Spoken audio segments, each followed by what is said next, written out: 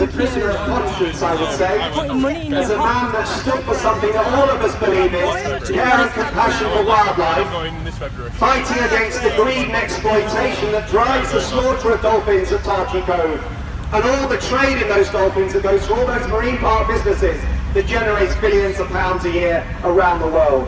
There is no one better placed than Ric O'Barry to fight this cause. There is no one that knows more about this issue than Ric O'Barry, and there is no one that has dedicated the longest period of their life to taking on all those vested interests, all the intimidation, all the legal battles, all the physical threats that he's had to face. And he continues to come here and other parts of the world and he fights for dolphins. So let's have a huge round of applause for Mr. Ric O'Barry. Thank you.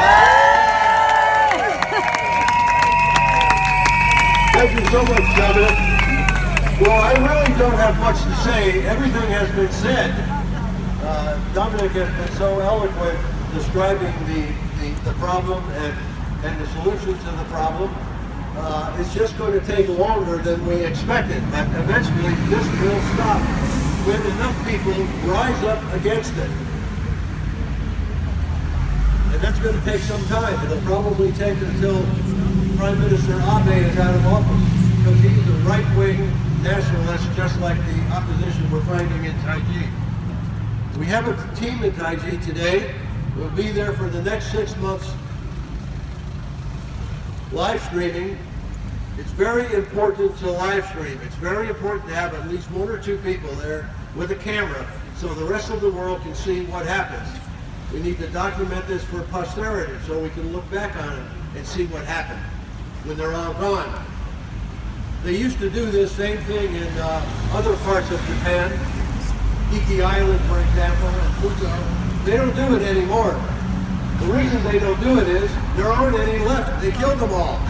And they're going to do the same thing in Taiji, I suspect, unless enough people rise up against it.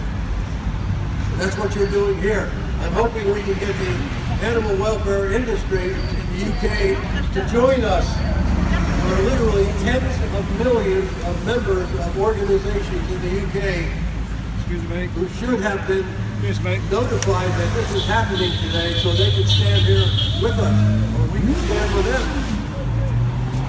I believe that could happen at some point once they become educated on this issue and realize they have the power to stop this by simply contacting their members and asking them to show up.